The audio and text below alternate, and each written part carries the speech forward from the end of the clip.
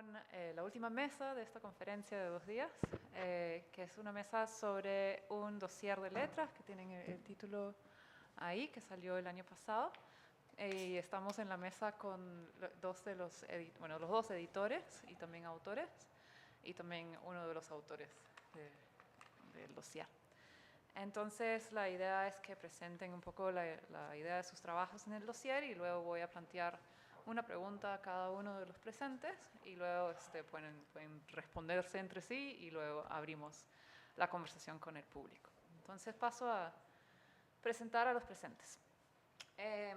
Juan Carlos Ubillús es doctor en literatura comparada de la Universidad de Texas en Austin. Actualmente es profesor de literatura en la Universidad Nacional Mayor de San Marcos.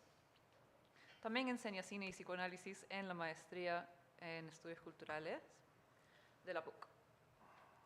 Entre sus publicaciones académicas destacan Sacred Eroticism, George Bataille and Pierre Klobowski in the Latin American Erotic Novel, del 2006, Nuevos súbditos, cinismo y perversión en la sociedad contemporánea, del IEP 2006, La venganza del indio, ensayos de interpretación por lo real en la narrativa indigenista peruana, del Fondo de Cultura en 2017, y Sobre héroes y víctimas, ensayos para superar la memoria del conflicto armado, en Penguin Random House del 2020. Además, ha publicado la novela No tengo nada que ver con eso, de Penguin Random House del 2017. Luego tenemos a Osvaldo Bolo, cuyo bio está acá. Osvaldo Bolo Varela es magíster en estudios culturales por la PUC y licenciado en comunicación social por la Universidad Nacional Mayor de San Marcos. Es docente titular en la Facultad de Letras y Ciencias Humanas de la San Marcos. Ahí tiene a su cargo las cátedras de opinión pública y análisis y discurso periodístico. Sus investigaciones se centran en la escritura de no ficción contemporánea y en las disputas por la memoria cultural en las sociedades latinoamericanas del siglo XXI. Ha publicado artículos sobre las narrativas mediáticas y la crónica periodística, también sobre la memoria victimocentrista y el fenómeno del terruqueo.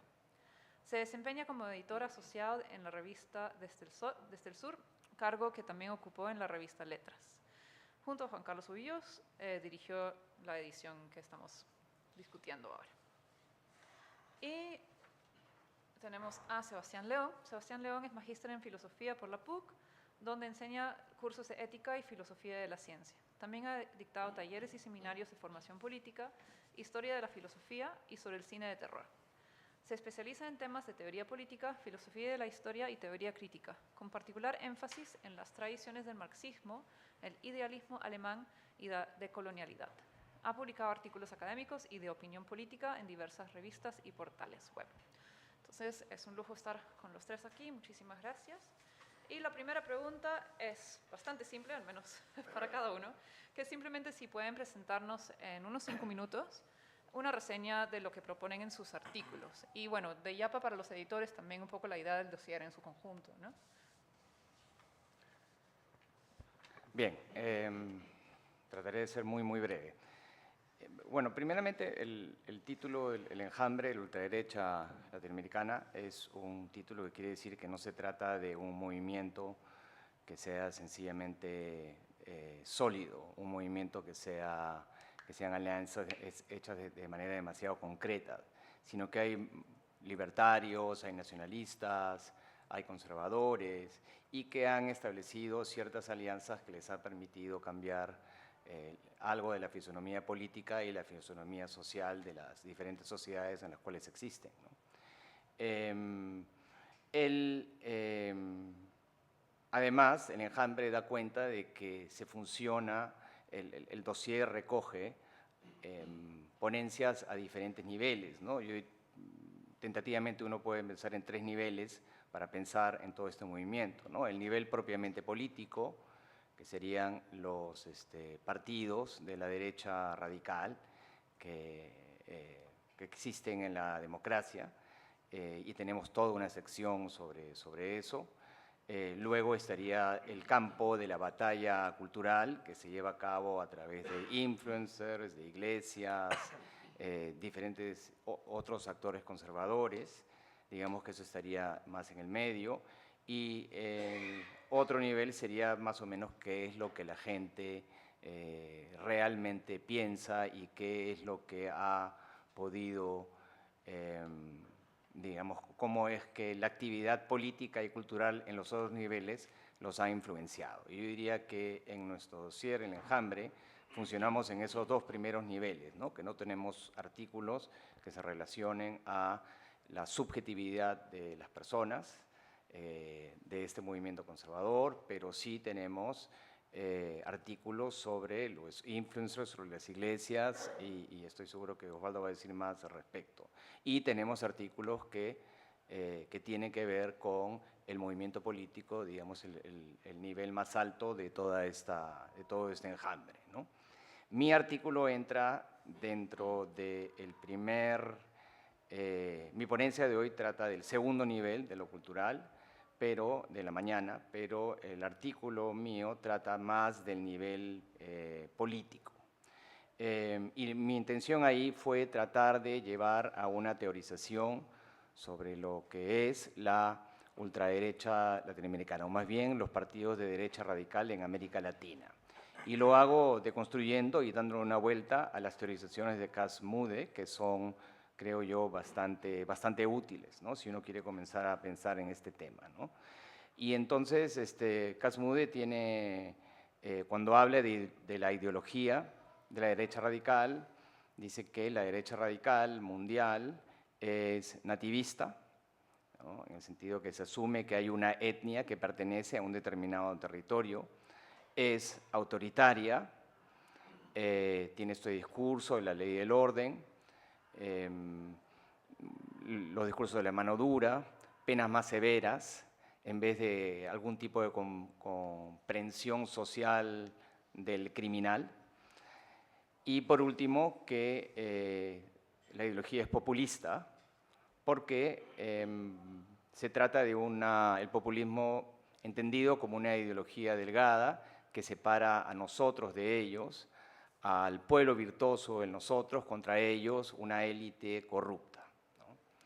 Okay. Y que también en una nota que tiene, no solamente en el libro de la ultraderecha hoy, sino en un artículo muy influyente en los años 90, va a sostener que la derecha radical es anti la globalización neoliberal.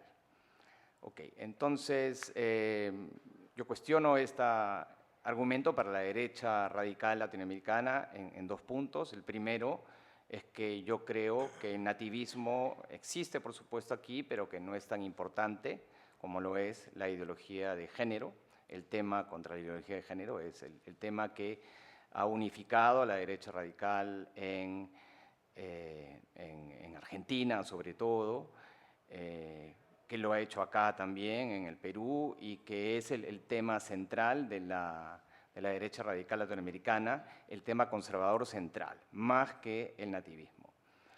Que claro, los venezolanos son un problema para nosotros, pero que eso no llega realmente al nivel de pensar que a la manera como se hace en Europa, de que hay una civilización que no puede acoger a agentes premodernos como los musulmanes. No, aquí digamos que tenemos mucha más similitud con los venezolanos, que es el problema principal, y que por lo tanto la manera como se articula esa derecha es a través del género. Por otra parte, lo que voy a sostener también es que la derecha radical latinoamericana no es anti-neoliberal, sino que más bien se inscribe bastante bien dentro del neoliberalismo, y si hay algún cuestionamiento al neoliberalismo, es un cuestionamiento del neoliberalismo al nivel de lo cultural o político-cultural, pero no a nivel de lo económico. Y entonces me gustaría separar ambas cosas, decir que una cosa es el neoliberalismo económico y otra cosa es el neoliberalismo político-cultural, es decir, derechos sociales, derechos de las minorías, derechos humanos, etcétera. Que es eso lo que rechaza la derecha y no tanto el neoliberalismo a nivel de lo económico, que por supuesto hay todas estas, pueden haber ciertas payasadas, como la famosa guerra comercial de Trump, pero que no es eso lo central en el discurso antineoliberal que podría tener la la derecha radical. Y entonces que lo que ocurre en América Latina realmente nos permite deconstruir la categorización de MAD, que siempre es muy útil, a las categorías de MAD y que puede ayudarnos a avanzar hacia una definición más universal del fenómeno de la derecha radical en el mundo. Y entonces lo que propongo es pensar que en vez de que uno de los ejes de la ideología sea el nativismo, decir que uno de los ejes de la ideología es el conservadurismo social, dentro del cual puede entrar el nativismo o puede entrar también el tema de la ideología de género u otros temas que puedan surgir. Es autoritaria, efectivamente, como dice Matt, la derecha radical en el mundo y es populista en el mundo, pero así en el mundo, así como se ve en América Latina, la derecha radical no es antineoliberal, sino es antineoliberalismo político-cultural, pero es pro-neoliberalismo económico. Entonces, esa es mi contribución al dossier. Vale. Quizá un poco para terminar de redondear la idea de lo que Juan Carlos explicaba, ¿no? Este es un dossier que salió el año pasado, que tiene 20 artículos, que tiene una polivalencia en ese metodológica y también de enfoques, ¿no? Hay trabajos que están inscritos en la ciencia política, en la tradición más lingüística también, en una tradición lingüística por otro lado, de análisis sociolingüístico. Hay cosas más ensayísticas, hay aproximaciones más cuantitativas también, ¿no? de conteo, de minería de datos. Es una propuesta bastante variada en cuanto a la aproximación teórico-metodológica, metodológica principalmente, pero también es variada en cuanto a las regiones, ¿no? Hemos tratado de que pueda incorporar a autores de distintas partes del continente, porque les interesaba que pueda ser explicado desde la singularidad que representa además cada derecha radical en cada país, ¿no? Entonces hay trabajos de Colombia, de México, de Chile, de Argentina, y que dialogan unos con otros, ¿no? Todos esos trabajos han sido divididos además en 4 secciones, como bien explicaba Juan Carlos, ¿no? En esta primera parte, que tiene que ver con la construcción propiamente de la derecha radical populista, donde está el artículo de Juan Carlos, también hay un artículo de Restrepo, artículos de algunos colegas chilenos. El que yo he trabajado se encuentra en la cuarta parte, que tiene que ver con la reivindicación de la tradición autoritaria, ¿no? Consideramos que una de las perspectivas que propone la derecha radical populista en Latinoamérica en particular, en el mundo en general, pero en Latinoamérica también, por supuesto, tiene que ver con la reivindicación de los regímenes autoritarios, ¿no? Vinculados sobre todo a los conflictos armados internos o a las dictaduras, o a los grupos políticos que entre finales del siglo XX e inicios del siglo XXI cometieron un conjunto de crímenes, violaciones contra los derechos humanos, etcétera, ¿no? Que lo sabemos bien. Uno de los aspectos que yo he trabajado, el aspecto que yo he trabajado en esa sección tiene que ver con el terruqueo, con ese fenómeno sociocultural que seguramente muchos conocemos, ¿no? En este ensayo yo propongo pensar el terruqueo desde una perspectiva local y global, ¿no? O sea, pensar cómo el terruqueo se inscribe o funciona, ¿no? Como una estrategia que la ultraderecha usa para legitimar su memoria negacionista, ¿no? Y esto intento explicarlo a partir de 3 momentos. Hay un primer momento donde intento desarrollar una genealogía del terruqueo, o sea, explicar de dónde viene, cómo nace, en qué consiste, ¿no? Y parto hablando de cómo el terruqueo es obviamente una deslegitimación sociopolítica, una deslegitimación también racial, ¿no? Y que ser terruco o identificarte como terruco pasa por una eliminación simbólica, ¿no? Expulsarte del discurso público, pero también fáctica, ¿no? Dispararte, matarte, detenerte, enjuiciarte y empapelarte, ¿no? Lo que constituye finalmente una deshumanización, ¿no? O una desperuanización, como dice Valery Rogan, ¿no? esta violencia hacia los cuerpos terrucos, que inicialmente era exclusiva hacia los llamados terroristas, ¿no? Se ha desbordado del blanco original, el terrorista, ¿no? Que se merecía esa violencia, y que más bien se ha normalizado hacia otros cuerpos, hacia cuerpos racializados, hacia cuerpos marginales, ¿no? Y ha recrudecido su violencia, ¿no?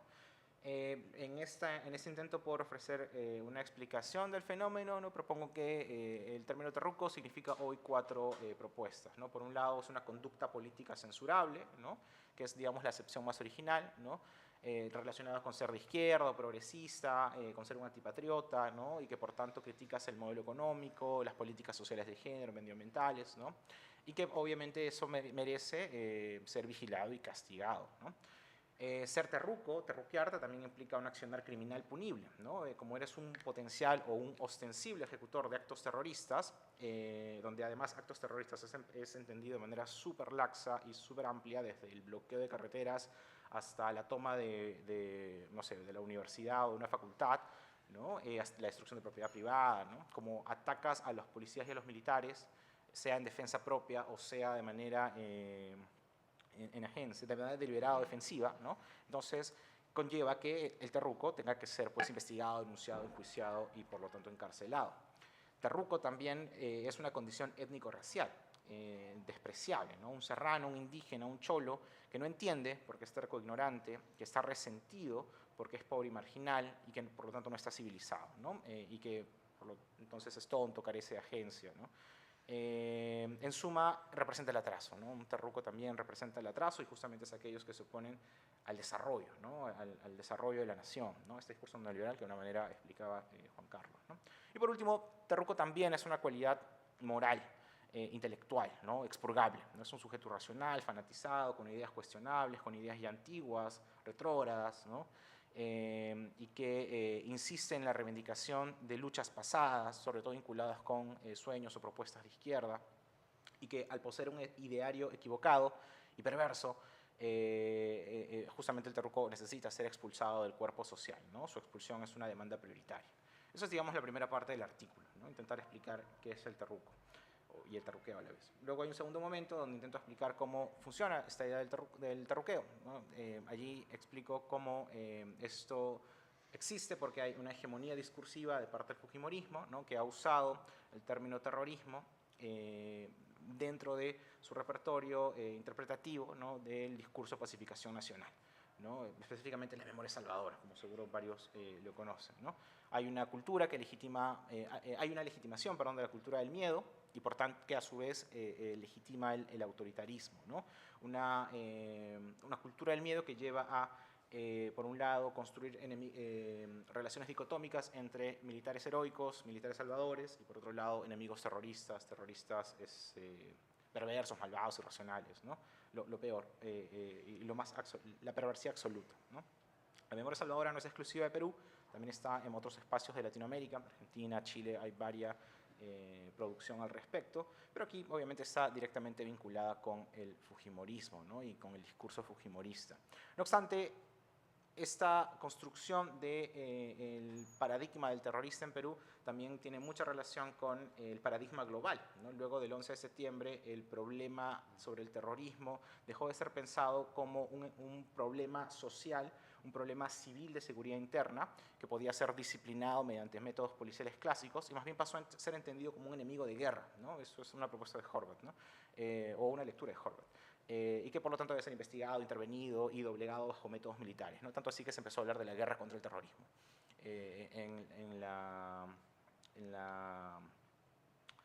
justo post 11 de septiembre, ¿no? Entonces todo esto que inserta y propone, pues, prácticas de vigilancia, control, vejamen, exterminio, ¿no? La materialización de un estado de excepción que se usa de manera indistinta bajo la idea de establecer políticas de seguridad, ¿no? Es en este marco global donde los sujetos pueden ser intervenidos, pueden ser detenidos, pueden ser chuponeados, ¿no? Bajo el pretexto de que está combatiéndose la seguridad, ¿no? Que también se inserta el problema de quién es el terrorista hoy en día en Perú, ¿no? Ese es el segundo punto. Y el tercer punto del ensayo que he publicado aquí tiene que ver con cómo toda esta cuestión que estoy explicando se inserta en la memoria liberal, ¿no? ¿Qué tipo de memoria es la que se está construyendo y se está debatiendo aquí? Con el fin de la Guerra Fría, como muchos deben saber, la memoria o el concepto, la idea de memoria, ¿no? Se constituyó en un elemento que pasó a valorarse como un componente esencial del orden liberal global, ¿no? Una de las garantías para ser un auténtico Estado democrático, ¿no? Tenías que expiar tus culpas y arrepentirse, ¿no? de los crímenes que se habían cometido para ser considerado un verdadero Estado democrático. Pero con el ascenso de la ultraderecha muchas de estas cosas empezaron a cuestionarse, ¿no? Y sobre todo muchos de estos grupos, desde la derecha radical populista, empezaron a instrumentalizar el pasado como parte de esta batalla cultural que no solo se da en el género, sino también en el campo de la memoria y sostengo, ¿no? Entonces, autores como Rosenfeld o Malzo propusieron el concepto de memoria iliberal para pensar cómo lo que hace la derecha con el pasado, si ellos proponen que su propuesta política es una democracia iliberal, lo que hace con la memoria es una memoria iliberal, ¿no? Básicamente funciona de dos maneras. Por un lado, se niegan cosas, dicen esto no funciona así, que es finalmente una tergiversación, una relativización, una forma de blanquear ciertos relatos pasados, ¿no? Entonces tenemos que, no sé, Mussolini aparece como un heroico soldado, ¿no? O la lucha, la recuperación de la península ibérica en verdad fue un acto sagrado, ¿no? que enaltece la patria española y los reyes, etcétera, ¿no? O que Fujimori fue un salvador, ¿no? Y que si se mataron terroristas, bueno, fue lo necesario, ¿no? En fin, allí discuto, en esa última parte discuto ellos, ¿no? Y ya me quedo ahí porque creo que estoy súper fuera de tiempo, así que gracias, perdona. Bueno, muchas gracias a todos por estar aquí, gracias Alex y al grupo de estudios culturales por invitarme, también a Osvaldo y a Juan Carlos, que bueno, yo tengo un artículo publicado justamente en esta edición de Letras. Mi artículo, como el de Osvaldo, es de la cuarta sección, me parece, ¿sí? Sí. Y bueno, en realidad, digamos, la motivación detrás del texto es un poco justamente en esta problemática de la que se ha venido hablando sobre el ascenso de la ultraderecha y, digamos, la amenaza a la democracia. Me interesaba explorar un poco dos nociones particulares que son la de fascismo y liberalismo, ¿no? ¿Por qué? Porque, bueno, el fascismo suele aparecer como el espectro, ¿no? El fantasma, ¿no? que acecha, ¿no? en medio de este ascenso de la ultraderecha, ¿no? Mucha gente se pregunta si es que podemos hablar de un retorno del fascismo, sobre si es que hay características fascistas en la actual ultraderecha, ¿no? Y en general el fascismo suele aparecer pues, como digamos, el nivel de intensidad mayor dentro de lo que sería la extrema derecha, ¿no? Digamos, lo más extremo dentro de esta extrema derecha sería, normalmente, se piensa, el fascismo, ¿no? Y lo amenazado es pues, su otro, ¿no? Sería la democracia liberal, ¿no? Entonces, creo que esto encaja dentro de una cierta tendencia, ¿no? A interpretar el liberalismo como una cierta limitación del poder del Estado, ¿no? Y la protección de ciertos derechos individuales, ¿no? Donde el fascismo más bien aparece, por contraste, como una forma de totalitarismo, ¿no? Un colectivismo estatalista, ¿no? Donde el individuo está sometido al poder total del Estado, ¿no?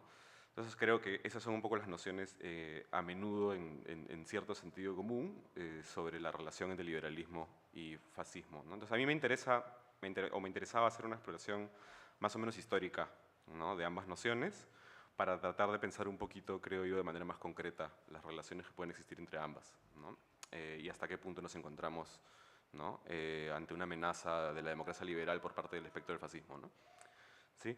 Entonces, tengo algunas, no he resumido parte por parte del texto, pero creo que he traído algunas ideas del mismo que podrían ser útiles, ¿no? Entonces, lo primero es cómo yo entiendo el liberalismo es como un modo de gobierno de las clases propietarias modernas, ¿sí?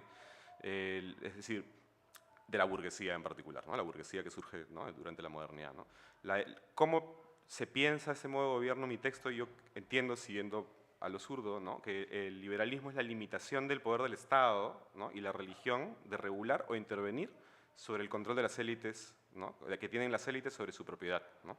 Es decir, ¿no? Además, sobre el control que ejercen sobre sus trabajadores, ¿no? Trabajadores libres, esclavos y todo lo que hay entre medio, ¿no? Entonces, digamos que el surgimiento del liberalismo es la liberación del poder de la propiedad privada, ¿no? Del poder de clase, respecto del poder estatal y espiritual, ¿no? Digamos, de esa emancipación de la propiedad privada, lo que surge es el autogobierno de la sociedad civil, ¿no?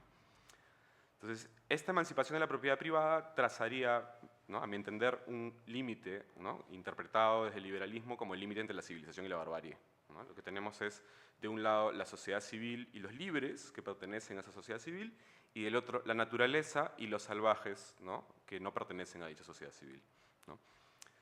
Ahora, hasta ahí el liberalismo no es, creo yo, y esto es importante señalarlo, no es por sí mismo democrático, ¿no? Se le piensa a menudo, ¿no?, al liberalismo como sinónimo de democracia, ¿no? Hablamos de democracia liberal, pero el liberalismo en sus inicios es fundamentalmente oligárquico, ¿no?, en Inglaterra, por ejemplo, ¿no?, o en Holanda, etc., ¿no? Es decir, la primera democracia liberal es los Estados Unidos, ¿no? Estados Unidos aparece, ¿no?, como la primera democracia liberal, y con ella, ¿no?, esta delimitación de la que hablaba entre la sociedad civil por un lado y los salvajes y la naturaleza por el otro, se va convirtiendo progresivamente en lo que Dubois ¿no?, llama la línea de color, o lo que Quijano llama colonialidad, ¿no? Es decir, una cierta división internacional del trabajo fundada en una estratificación etnorracial, ¿no? Entonces, la primera democracia liberal del mundo es, en un primer momento, una democracia de propietarios y trabajadores blancos, ¿no? Mientras que el resto de poblaciones racialmente inferiores dentro del territorio se hayan, ¿no?, excluidas de la sociedad civil, ¿no?, desde este discurso, ¿no? Entonces, me parece importante señalar que el liberalismo en general, ¿no?, mantiene hasta hoy, creo yo, un cierto componente étnico, ¿no?, que es un poco lo que ha explicado, creo, Osvaldo cuando explicaba por qué en el discurso actual el terrorista no pertenece a la sociedad civil, ¿no? Hay un componente étnico, entonces, que es como el liberalismo es la forma de vida del occidente civilizado, de los países desarrollados e incluso, en ciertos casos más extremos, de la raza superior, ¿no? Estados Unidos en el siglo XIX y XVIII, o, ¿no?, Sudáfrica hasta los 90, ¿no?, etc. Entonces, ahora, el fascismo, entonces, me parece no es una cosa que está en oposición radical frente al liberalismo, sino que más bien comparte ciertos vasos comunicantes con él, es la exacerbación de ciertas lógicas, y creo que en su versión histórica concreta, ¿no?, el fascismo en Italia, el nazismo en Alemania, etc., es gatillado fundamentalmente por dos eventos históricos, ¿no? Que uno es, eventualmente, ante el crecimiento del poder de la propiedad privada, el surgimiento de los monopolios capitalistas, que se reparten este mundo colonial externo a la sociedad civil liberal, se desata la guerra, ¿no?, las guerras mundiales entre estados liberales, ¿no? Entonces creo que ese es un primer evento fundamental para entender el auge, ¿no?, del fascismo histórico, ¿no? El segundo, sin embargo, y creo que es incluso más importante, es el surgimiento del movimiento comunista internacional, ¿no?, y en particular la Revolución Rusa, ¿no?, que aparece desde el punto de vista de estos estados liberales, ¿no?, y fundamentalmente de los estados perdedores de la Primera Guerra, ¿no?, que son Italia, perdón, Italia gana, pero es una victoria pírrica, ¿no? El gran perdedor es Alemania, ¿no? Entonces, desde el punto de vista de estos estados, ¿no?, Italia perdedora porque no se beneficia tanto como podría haberse beneficiado en relación a Francia y Gran Bretaña, por ejemplo, ¿no? Lo que tenemos es lo que se ve como una alianza entre trabajadores de ambos lados de la línea de color, ¿no? Trabajadores dentro de la sociedad civil liberal y fuera de la sociedad civil liberal, ¿no? Trabajadores en la metrópoli europea occidental y trabajadores, pueblos colonizados, ¿no?, fundamentalmente, ¿no?, pueblos colonizados del mundo. Entonces, esa alianza aparece como una amenaza a la división internacional del trabajo, ¿no?, de la que he hablado, está fundada en la estratificación racial, ¿no?, que podríamos llamarla capitalismo, ¿no?, y en última instancia como amenaza ¿no?, para los estados liberales occidentales que se asientan sobre esa división internacional del trabajo, ¿no? Entonces, el fascismo aparece como una forma militante de enfrentarse, ¿no?, a este avance, ¿no?, del componente, digamos, salvaje, ¿no?, externo a la sociedad civil, ¿no? Entonces, lo que ocurre con el fascismo es que los métodos, ¿no?, de control policial, represión, dominio ideológico, ¿no?, que se emplean, ¿no?, en la periferia colonial retornan, ¿no?, a decir de M. César, a la metrópoli, ¿no? Retornan con la intención de purificar la sociedad civil amenazada por los elementos salvajes adentro de la sociedad y afuera de la sociedad. Creo que eso segundo es importante, ¿no?, porque normalmente cuando hablamos del surgimiento del fascismo en relación a la izquierda, Se piensa que el fascismo lidia a un enemigo interior nada más, ¿no? Pero el enemigo es exterior también, ¿no? Por el avance de estas revoluciones del este, ¿no? Y de los países coloniales. Entonces, creo que de aquí lo que me interesaba señalar es cómo, si bien solemos asociar liberalismo con democracia y solemos asociar liberalismo con progresismo frente al avance de la ultraderecha, este no es necesariamente el caso, ¿no? Sino que hay una intensificación, ¿no? Del tipo de poder, ¿no? Económico y político que surge, ¿no? Frente a al debilitamiento de una cierta correlación de fuerzas, ¿no? Y creo que eso sería por ahora. Ok, muchísimas gracias por explicar también sus ponencias, sus artículos y por manejar tan mal el tiempo y dejarnos llevar por la emoción de las ideas. Ok, entonces tengo una primera pregunta para Juan Carlos, que es el único que no ha leído con anterioridad su pregunta, porque le gusta la emoción del momento, ¿no? Ok, entonces la pregunta es, si bien tu artículo insiste en distinguir cómo pensar las derechas de América Latina, de cómo se piensan las derechas en el norte global, ¿no sería más importante lo que nos une con esas derechas de lo que nos distingue? En el siguiente sentido específico, ¿no? ¿No sería que lo que une a estas derechas es ese colonialismo subyacente del que han hablado de alguna manera los dos otros panelistas? Ese colonialismo que es una especie de dimensión del capitalismo contemporáneo, y si digamos, el norte global se expresa ante un otro racial terrorista internacional, ¿no sería el caso que en los países de América Latina, y bueno, el nuestro, se exprese ante un otro interno, pero igualmente racializado y terruqueado? O sea, no es simplemente que es un, digamos, nativismo intranacional, es una especie de expresión étnica frente a otros étnicos dentro de la nación, mientras que en el norte global se expresa como hacia otros fuera de la nación, ¿no? Eso sería la pregunta. Ya, muy buena pregunta. Me gustó el comienzo tan tierno, ¿no? No es más importante lo que nos une, lo que nos divide, ¿no? Me provoca cantar Kumbaya o algo así en este momento. Yo diría que tiene razón, ¿no? Bueno, primeramente, en defensa de mi artículo diría que yo me concentro en lo que nos une. O sea, yo me concentro, yo lo que no estoy diciendo es que América Latina es diferente del norte global y de que los teóricos del norte no nos comprenden y que no saben nuestra especificidad y quiénes somos en el fondo. No estoy diciendo eso, estoy diciendo que más bien que lo que ocurre en América Latina revela algo de lo que ocurre en todo el globo. Entonces, a lo que avanzo yo es a una definición más universal. Entonces, no me estoy concentrando en lo que divide, sino más bien en lo que nos une. Lo otro es, me parece que lo que está diciendo es muy importante y que está relacionado precisamente a lo que dice Sebastián. Y que lo he estado pensando precisamente a través del artículo de Sebastián, pero a través de la lectura también de Enzo Traverso, de Lo Zurdo y de Landa, ¿no? Que tratan precisamente este tema. Pero que ahí la categoría tendría que cambiar, ¿no? Si estamos pensando que lo más importante es el colonialismo y el colonialismo nos une, entonces no podemos hablar necesariamente de un etnicismo, a menos que uno diga que la etnia es occidental. Entonces, eso es una cosa que quiero consultar con ciertos antropólogos, pero yo creo que no se puede decir que lo occidental es una etnia. Yo creo que sería forzar demasiado el término etnia.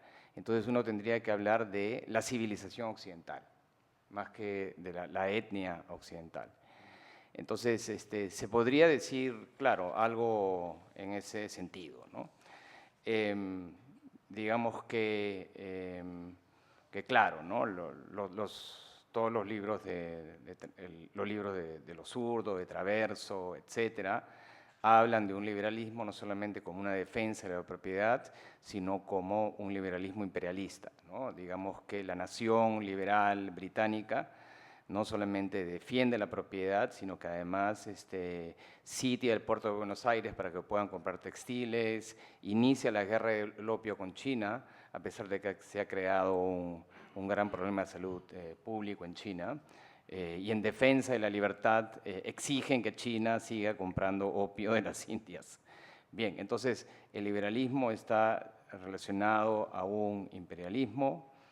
Desde allí se podría establecer un lazo con el fascismo, y lo que hace Landa es interesante porque muestra que Hitler era terriblemente liberal en todas sus creencias económicas, ¿no?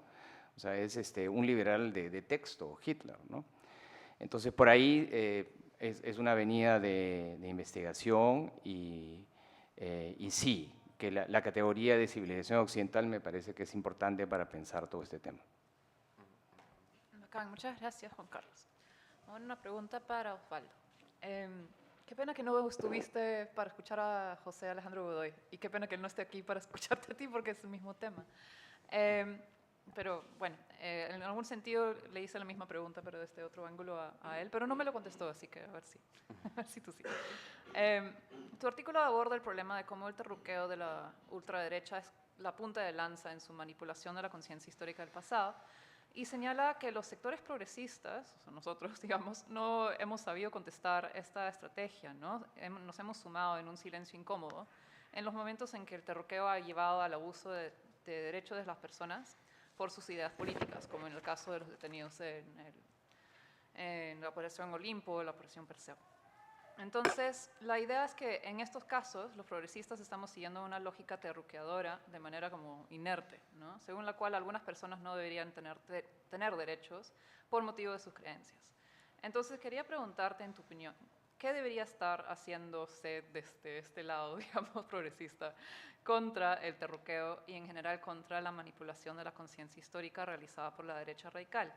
¿Tienes ejemplos de estrategias activistas, intelectuales o culturales que estén actualmente dando una batalla más efectiva en este sentido?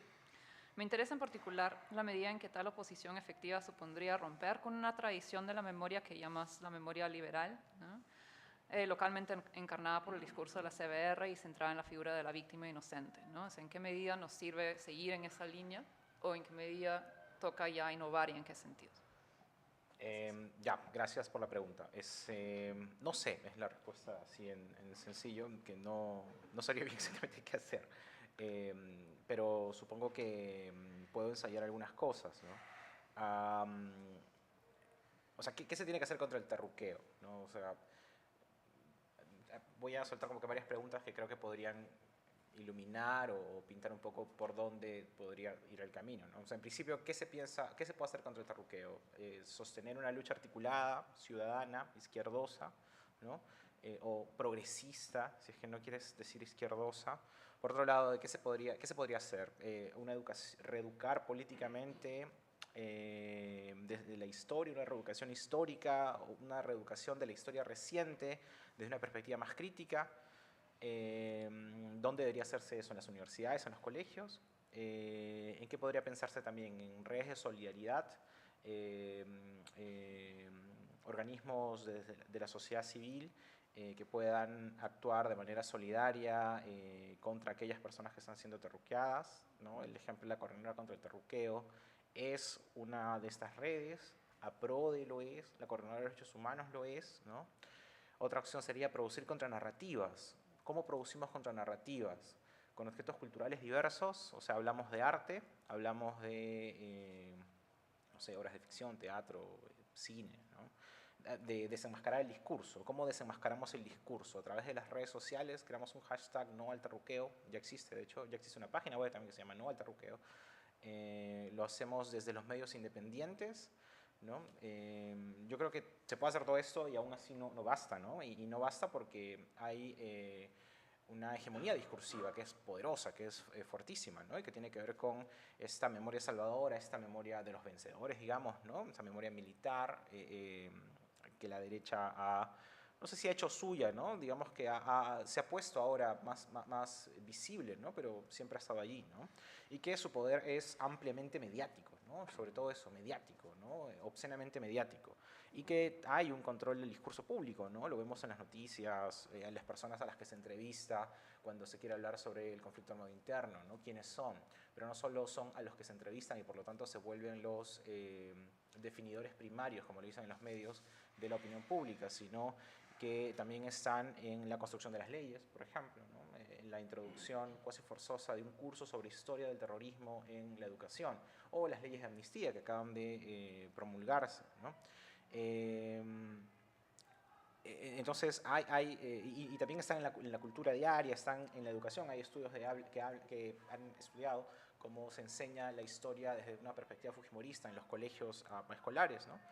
Y en las redes sociales, por supuesto, que también están, ¿no? Y obviamente también esto implica que la memoria victimocentrista o la memoria liberal está arrinconada, ¿no? Está ahí existiendo en su pequeño espacio, que no es poca cosa, ¿no? Han hecho muchas cosas importantes, ¿no? La CBR y demás cosas. Pero, por ejemplo, pensemos en el LUN ahorita, ¿no? O sea, ¿cómo está el LUN? Creo que está cerrado, ¿no? No tiene director en este momento. Está intervenido, ¿no? Cada vez ha ido cediendo más a los antojos y a los deseos de estos grupos, ¿no? Entonces creo que eso es otra perspectiva, otra línea para pensar, ¿no? Creo que también hay que pensar hasta qué punto uno mismo, o qué implica que uno mismo pueda ser terruqueado, ¿no? ¿Cuántos en esta sala realmente podrían ser acusados de ser terrucos o de ser terroristas, ¿no? Y cómo eso evidencia también una cuestión de clase y raza, ¿no? Entonces lamento ser un poco pesimista en ese sentido, ¿no? Pero pienso también a la vez, por otro lado, en experiencias similares en la región, o sea, experiencias en las cuales se han intentado justamente construir contranarrativas, crear redes de solidaridad, desenmascarar este discurso público, ¿no? Y pienso, por ejemplo, en los historiadores brasileños, en toda la red que se sostuvo y que se ha construido de los historiadores brasileños frente al bolsonarismo, ¿no? Cuando Bolsonaro llegó con toda esa narrativa de contar cómo los militares en verdad salvaron al país, ¿no? En los 60s, ¿no? En la dictadura brasileña, ¿no? Y digamos, construir toda esa narrativa negacionista, relativista. Muchos historiadores, como desde la Sociedad de Historiadores Brasileños, una cosa así, hicieron frente, pronunciamientos, marchas, libros, y me parece que ha sido efectivo, ¿no? O, por ejemplo, pensar en la ciudadanía uruguaya frente al proyecto de ley negacionista, ¿no? Hace 1 o 2 años, igual, ¿no? Presentaron una ley para contar de una manera en el colegio, para contar en los colegios la historia pasada de una manera bastante tendenciosa, bastante revisionista, y la gente salió a las calles, ¿no? En las plazas a manifestarse en contra, ¿no? O lo de la Universidad Pública Argentina también, ¿no? Que ya está un poco más vinculado quizás a los recortes, pero también haciendo mucha presencia política, ¿no? Pero Perú no es ese contexto, ¿no? En Perú tenemos a Sendero Luminoso, tenemos agentes estatales, tenemos la violencia mucho más endurecida y más cruda, ¿no? Y el trauma mucho más fuerte, ¿no? Entonces, quizá también por ello es mucho más efectivo el asunto, ¿no? Entonces, ¿qué hacer contra el terruqueo? Supongo que están todas estas pistas y estas posibilidades, ¿no? Pero no sé si son suficientes, ¿no? Y bueno, lo dejo ahí. Ok, muchas gracias, Osvaldo. Después seguimos conversando. Ahora una pregunta para Sebastián, que es una pregunta provocadora, al menos para ti. Una pregunta Sí. provocadora. Sí. ¿Cómo ves que se viene dando hoy la relación entre ultraderechas y neoliberalismo, tanto en el Perú como en la región y el mundo? Y a partir de esto, ¿qué dirías frente a la propuesta de que una salida a la actual hegemonía de las ultraderechas pasa por una alianza con sectores liberales, ¿no? Entre izquierdas y sectores liberales? Ya. A ver, creo que es para mí una pregunta complicada por un par de razones, ¿no? La primera, yo entiendo la utilidad de la categoría de ultraderecha y entiendo, digamos, de quién hablamos más o menos cuando la usamos, pero yo no sé si, no lo sé, como dijo Osvaldo hace un rato, ¿no? No lo sé, yo no sé si estoy tan de acuerdo con su consistencia. Yo, cuando pienso en neoliberalismo, yo no pienso en neoliberalismo. Nancy Fraser habla de neoliberalismo progresista, ¿no? Creo que eso existe, pero cuando yo pienso en neoliberalismo a secas, pienso fundamentalmente en la dimensión más económica del neoliberalismo, ¿no? Y no tanto en, digamos, en la cuestión de su dimensión digamos, frente a la, no sé, crítica del, digamos, lo woke, ¿no? Y lo progresista, etcétera.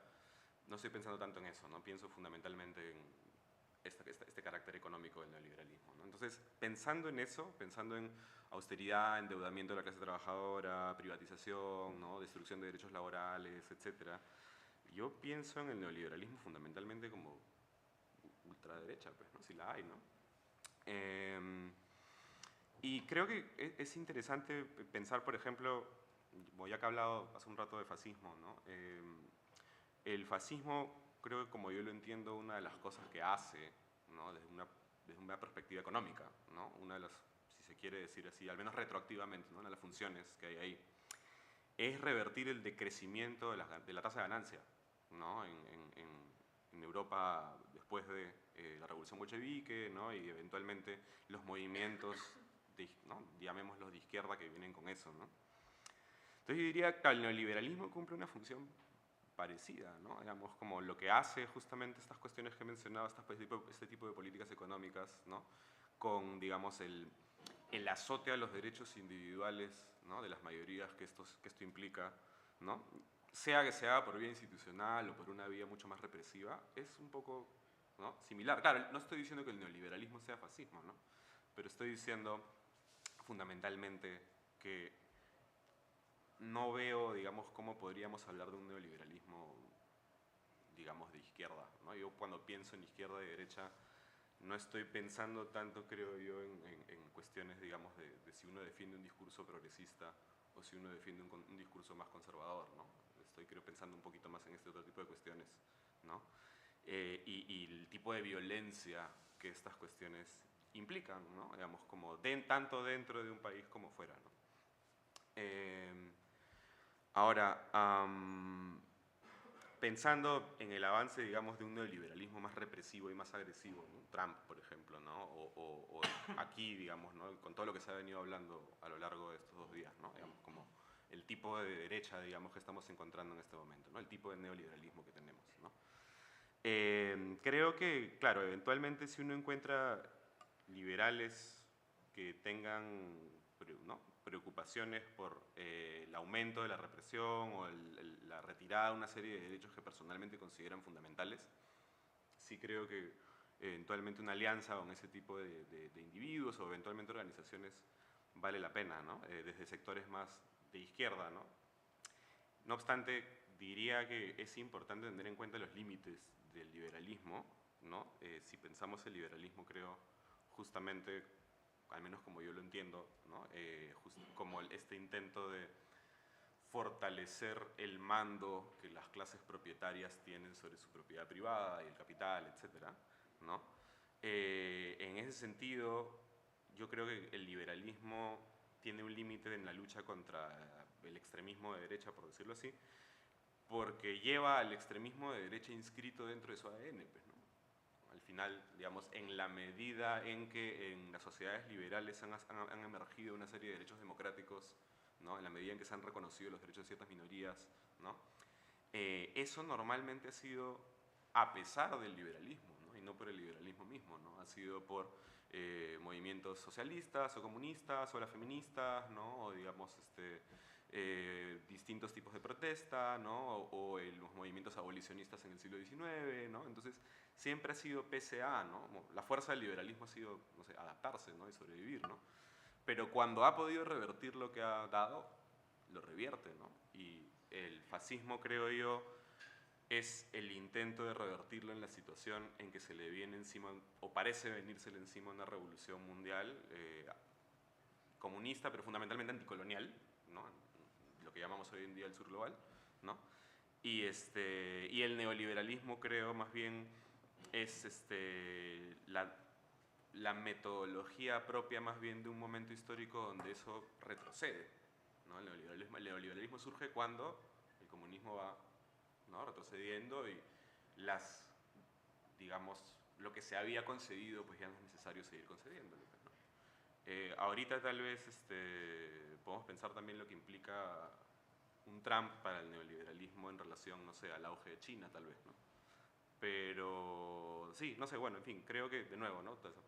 Es útil, necesario, está bien, bacán, ¿no? Si es que hay liberales que, ¿no? Para que en lo personal, con sus agrupaciones, les interesan ese tipo de derechos. Pero el liberalismo tiene un límite y mientras no haya un tipo de organización política, creo yo, que busque quebrar con las implicancias de la economía política del liberalismo, esto solamente es una repetición, pues, ¿no? A lo largo del tiempo histórico. Sí. Muchas gracias, Sebastián. Ok, entonces llegamos al momento menos estructurado de este encuentro. Entonces, no sé si es que quieren plantearse alguna pregunta o comentario entre los miembros de la mesa y luego ya lo abrimos al público. Sí, yo quiero hacer dos cosas, ¿no? Primero, como la pregunta tuya ha venido así en caliente, quisiera rearticularla y quisiera hacer una conexión con lo de Sebastián. Primero, claro, existe en lo que nos une al norte global es la defensa del occidente. Ese es un tema, la defensa de la civilización occidental. Por eso viene la revalorización del virreinato, la revalorización de las colonias, la revalorización de muchas cosas, ¿no? Como el espíritu europeo, etc. Y este occidente es definido como liberal, conservador y heterosexual, lo cual no quiere decir que sea anti-homosexual o anti-LGTB. Entonces, eso estaría ahí. Entonces, sería eso algo que nos une en el norte global y, sin embargo, no es una definición universal. ¿Por qué? Porque está India, y en la India hay ultraderecha, y entonces la teorización tiene que ir más allá de eso. Entonces, hay un límite a esa cuestión. Lo otro tiene que ver con lo que decía al final Sebastián, porque un poco así termina mi artículo, que pensamos en los monstruos de la ultraderecha, pero que no estamos viendo que el neoliberalismo es en sí mismo antidemocrático, ¿no? Antidemocrático en el sentido de quitarle derechos a los trabajadores, etcétera, ¿no? Entonces, que hay una fuerza antidemocrática que es el neoliberalismo y que se puede ver sobre todo, por ejemplo, con la Constitución de la Unión Europea, con los plebiscitos que han habido en Francia, en Holanda, que han estado en contra de la Constitución, en contra de un plan europeo neoliberal. Y que esos deseos, esos referéndums que estuvieron en contra del neoliberalismo fueron ignorados. Entonces, me parece que ahí va de manera correcta, ¿no? Ahora, ¿la ultraderecha es útil o no? Bueno, hemos aceptado a Sebastián en nuestro dossier de la ultraderecha y ahora lo cuestiona. Creo que tomamos una mala decisión. Lo fui pensando en el camino. Sí, pero claro, ¿no? Cómo pensar ese tema es interesante. Estamos en la teoría en movimiento y claro, eso es algo para poder pensar en el sentido de que el neoliberalismo podría ser visto como algo que es parte de la ultraderecha y en este momento podríamos decir, claro, desde otro ángulo, si es que hay demasiada utilidad en hablar de la ultraderecha, porque la ultraderecha es la derecha. Es decir, lo que hoy en día llamamos derecha, ultraderecha ya es la derecha. La derecha de Piñera, la derecha de Belaúnde, de Bedoya y compañía, esas cosas son del pasado. Hoy día ya estamos en una nueva derecha y es ahí como entramos en juego. ¿Algo más? No, conversemos, ¿no? Ahora, ¿qué pasa? Ok, bacán. Preguntas del público, entonces.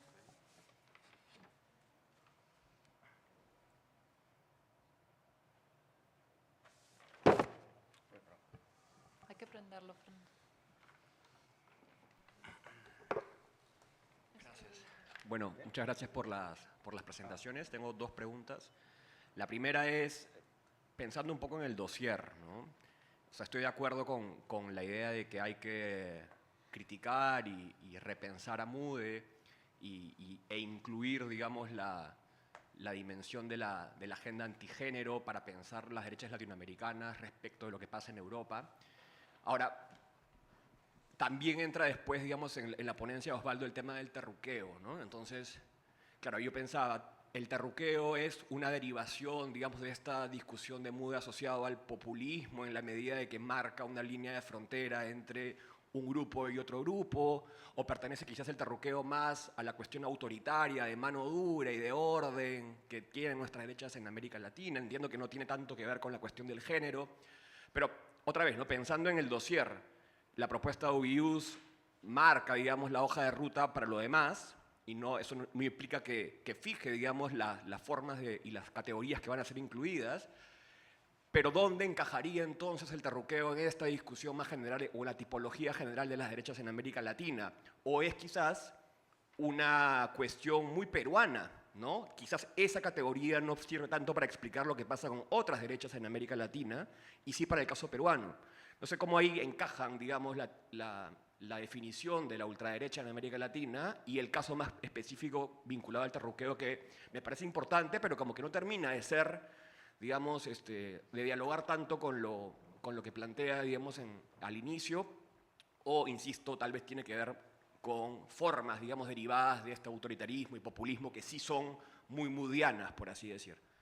Y en el caso de la segunda pregunta que tenía era para Sebastián. Terminé un poco más confundido en la respuesta, digamos, a la segunda pregunta que en la primera. No sé, tal vez si pudieses definir qué entiendes tú por neoliberalismo, qué entiendes tú por liberalismo, porque pareciera que son las mismas cosas, ¿no? Y de lo que pude escuchar está muy vinculado a una cuestión, digamos, económica, ¿no? Pero el liberalismo también es más que eso, y creo que también hay una discusión sobre los contrapesos de poderes, el Estado de Derecho. Entonces, eso, si pudieses explicar un poco más qué cosa o cómo defines tú liberalismo y neoliberalismo, porque todo parece ser neoliberal, y creo que hay una distinción que hacer ahí. Y tal vez para fastidiar un poco, si te pudiese pedir quiénes son liberales en el Perú actual, digamos, ¿no? O sea, ¿quiénes identificas como personajes liberales en términos de los políticos, por ejemplo, de las agrupaciones, que defienden, digamos, estos valores que tú planteas?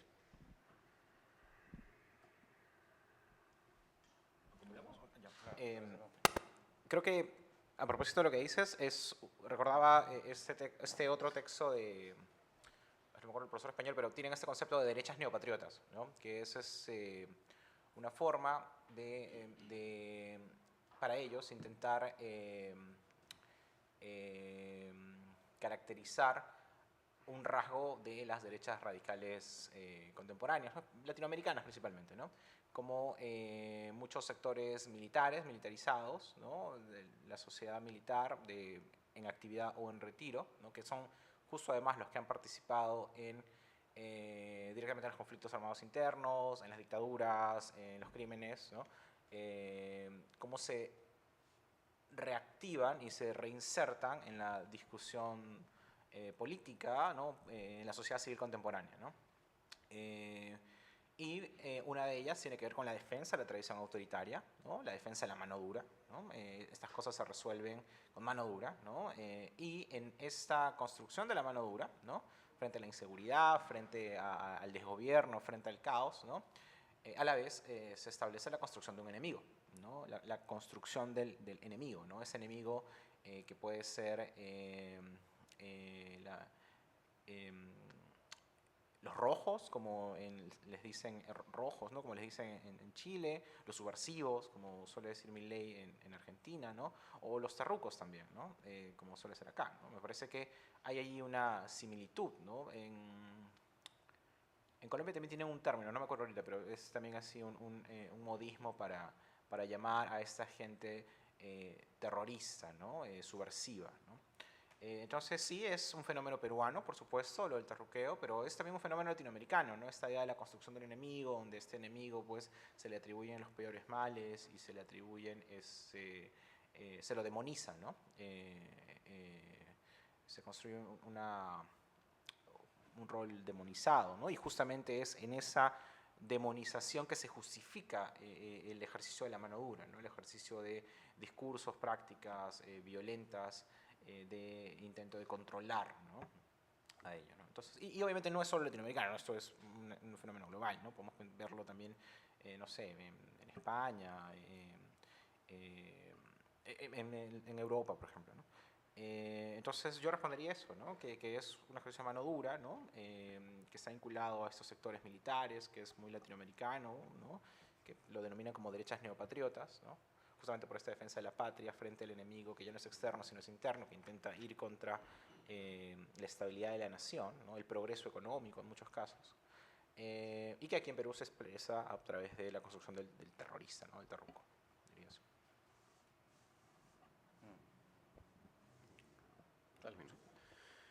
Ya, bueno, gracias por las preguntas.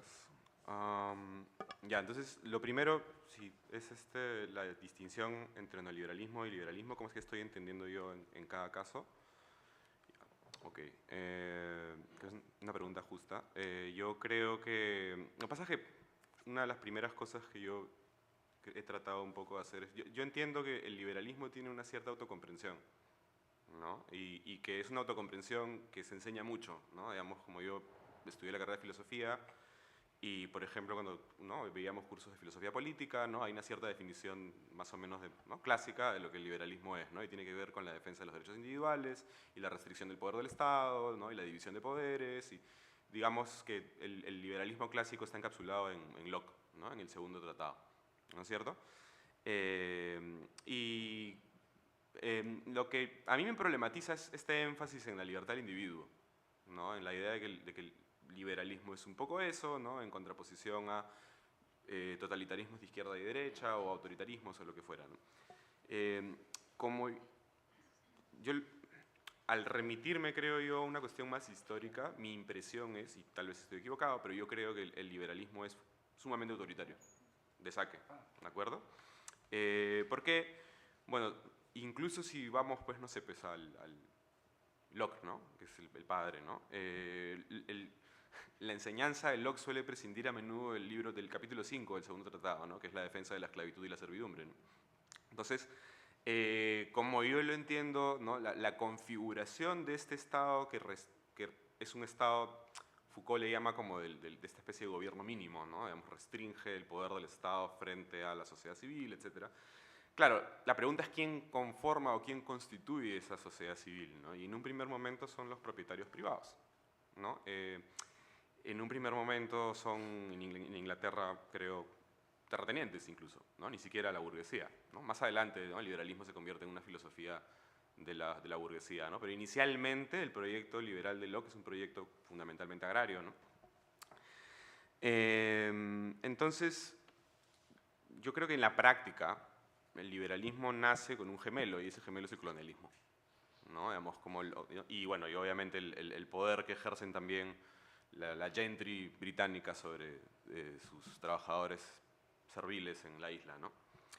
Pero es el poder de la clase propietaria, ¿no? Es el poder de la clase propietaria que constituye un Estado que permite, pues, que, no sé, pues, la corona, la iglesia, ¿no? Digamos, no puedan intervenir, ¿no? O regular este poder, ¿no? Digamos, como separa, creo yo, eminentemente el poder de clase del poder del Estado, ¿no? Que son dos formas de poder político, ¿no? Normalmente, porque normalmente pensamos, claro, digamos, como la sociedad civil, lo social, lo socioeconómico, como queramos llamarle por un lado, y el Estado por el otro, ¿no? Y entonces el Estado sería el poder político y lo otro sería, no sé, lo social, lo económico, ¿no? Pero yo lo que creo es que son dos formas de poder político, ¿no? El poder de clase y el poder del Estado, ¿no?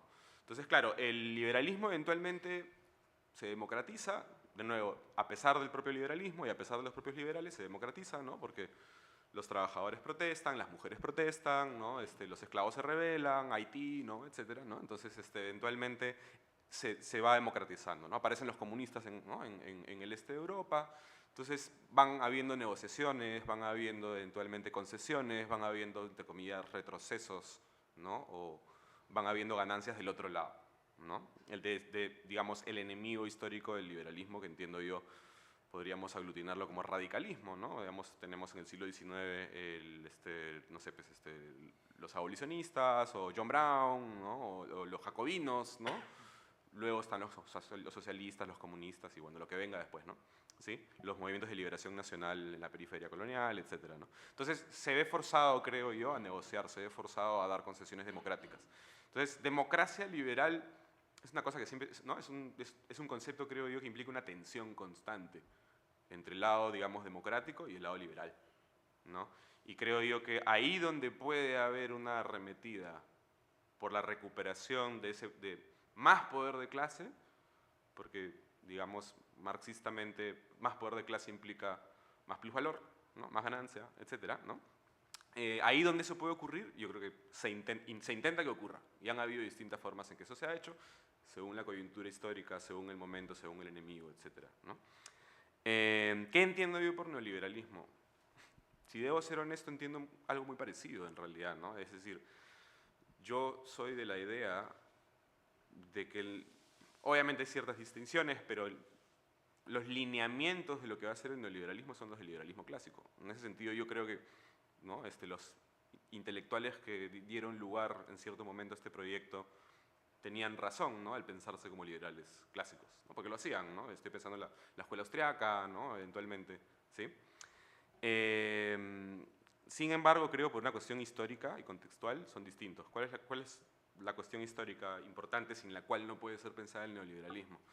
Es este retroceso de la izquierda global, ¿no? Este retroceso del movimiento comunista, ¿no? Y de los socialismos, ¿no? Es que tiene una serie de consecuencias políticas, ¿no? Y eventualmente también económicas, ¿no? Entonces, Harvey lo piensa como una restauración, ¿no? El neoliberalismo, una restauración, ¿no? Del viejo poder de clase. Yo creo que puede pensarse en buena medida así, ¿no? Pero por lo mismo que es una restauración, y por lo mismo, digamos, que tiene que despojar, como dice Harvey, ¿no? Despojar derechos que se han ido ganando, laborales y de otros tipos, ¿no? Tiene que ir privatizando, ¿no? Tiene que ir, ¿no? Llevando a cabo una serie de cuestiones que implican una utilización del Estado, ¿no? Una utilización del Estado tanto represiva como eventualmente burocrática, ¿no? Etcétera, ¿no? Entonces, claro, por eso es que eventualmente el Estado aparece, es más presente en realidad en el neoliberalismo que en el liberalismo clásico. Se le usa más, se le da bastante uso, pese al discurso que tiene sobre sí mismo, que sabemos que es el de la ausencia del Estado, ¿no? Entonces, no sé si te sirve esto, ¿no? Digamos, pero es un poco como yo lo estoy entendiendo, ¿no? Quiero complementar un poco esa respuesta. ¿Se puedo? Sí. Ok, primero con lo de Osvaldo, quizás lo que podría ser latinoamericano o incluso hasta cierto punto global del terruqueo es el anticomunismo, ¿no? Entonces digamos que hay dos enemigos acá en el Perú, uno son los terrucos, los otros son los caviares, pero ambos son comunistas, los comunistas fichos contra los comunistas pobres, ¿no? Bien, entonces el anticomunismo me parece que es lo que une ambas cosas. Continuando con esa respuesta del neoliberalismo, ¿no? Hay, creo yo, como dice Sebastián, una continuidad entre el liberalismo y el neoliberalismo, pero hay diferencias que son importantes que hay que ver, ¿no? Una cosa importante es que el neoliberalismo, digamos, aparece como una reacción, bueno, sus desarrollos son anteriores, ¿no? Pero culturalmente y políticamente aparece como una reacción al keynesianismo, ¿no? El keynesianismo visto como un desastre que propicia los estados de bienestar, y al propiciar esos estados de bienestar lleva a una redistribución y un incremento de derechos sociales. Entonces el neoliberalismo históricamente es una reacción al keynesianismo. Hay continuidades, pero hay varias cosas que hay que poder sostener, ¿no? Uno es que el neoliberalismo se convierte, como dice Wendy Brown, en una razón neoliberal que se extiende a varios lugares, a más lugares que lo económico y que se extiende, digamos, a la vida social. En el sentido de que hoy en día es normal hablar del capital humano o pensar nuestras relaciones en términos de intercambio comercial. Entonces me parece que el pensar esa expansión del neoliberalismo, de lo económico hacia otros campos de la existencia es algo crucial y que no ocurría quizás tanto con respecto al liberalismo. Y lo otro es, claro, una mayor presencia del Estado para que apoye a los empresarios, para que apoye a los productores, y me parece que eso es algo que también lo diferencia del liberalismo clásico basado más claramente en el laissez-faire, ¿no? Esto último es cuestionable, yo lo sé. Ahora, la pregunta, ¿quién es hoy neoliberal? ¿A quién podemos definir como neoliberal? Yo diría que cuando yo digo que hay neoliberales, yo no estoy pensando en en una capacidad persuasiva, ideológica. O sea, yo pienso que Porky es neoliberal, pero yo no creo que Porky sepa quién es Hayek, o de repente sí lo sabe, pero no ha leído a Hayek, no ha leído a la escuela neoliberal, no sabe debatir en esos términos. Entonces, él es neoliberal, pero no sabe que es neoliberal. Así como hay racistas que no saben que son racistas. Entonces, me parece que eso es algo claro. O sea, si quiere decir neoliberal como una persona que ha estudiado esto y persuasión, entonces yo diría que los neoliberales en el Perú son pocos. Pero yo diría que toda la derecha es neoliberal, en ese sentido, ¿no? Y sí me parece más importante que a Sebastián poder diferenciar, como lo hace Landa, que es un autor también marxista, pero hasta cierto punto también lo hace lo zurdo, el liberalismo económico del liberalismo político, ¿no? El liberalismo y el liberalismo político como algo que amenaza el liberalismo económico, ¿no?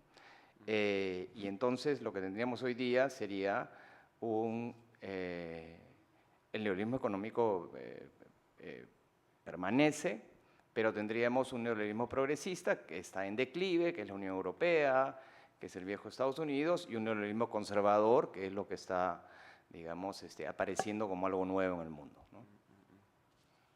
Sí, yo creo que solo quería muy brevemente añadir algo ahí, que es claro, creo que ahí ya lo ha desarrollado Juan Carlos, pero me parece que en efecto, ¿no? Hay una cuestión importante que es en la medida en que es una restauración para los tiempos posteriores, digamos, ¿no? Digamos, el auge del comunismo, ¿no? internacional y su decadencia, que cuando yo hablaba de eso incluía también eventualmente la izquierda que estaba del otro lado, ¿no? Que justamente es más socialdemocrática, keynesiana, etcétera, ¿no? Que creo yo que su condición de posibilidad es que exista el campo comunista, ¿no? Yo creo que el keynesianismo no hubiera podido llegar a, ¿no? digamos, construirse y ganar el poder que gana por tanto tiempo en Europa, el estado de bienestar, etcétera, ¿no? En la medida en que no está, por ejemplo, no sé, la URSS o, digamos, toda esta lucha anticolonial en lo que llamamos sur global, ¿no?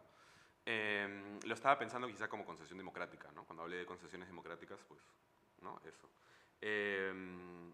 Y claro, cuando hablaba de la idea de un liberal más alineado con las concesiones que a lo largo de la historia ha hecho el liberalismo, pienso ahí pues justamente en este liberalismo político más a la rawlsiana, ¿no? Que cree que eso es sostenible, digamos, ¿no? Que cree que esas ganancias democráticas pueden sostenerse por el liberalismo mismo, ¿no?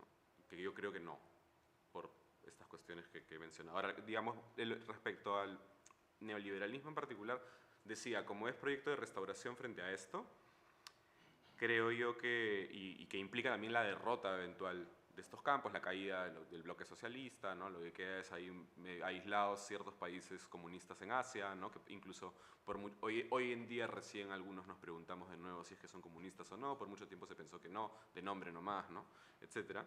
Creo yo que surge la posibilidad de algo que no hay, o no con tanta fuerza en el liberalismo más clásico, ¿no? Que es justamente esta especie, gramscianamente, esta especie de hegemonía que tiene el neoliberalismo, que creo que el liberalismo clásico no la tiene, tal vez, ¿no? Digamos, como hay un consenso entre opresores y al menos una parte de los oprimidos, ¿no? Respecto a la importancia, vigencia, ¿no?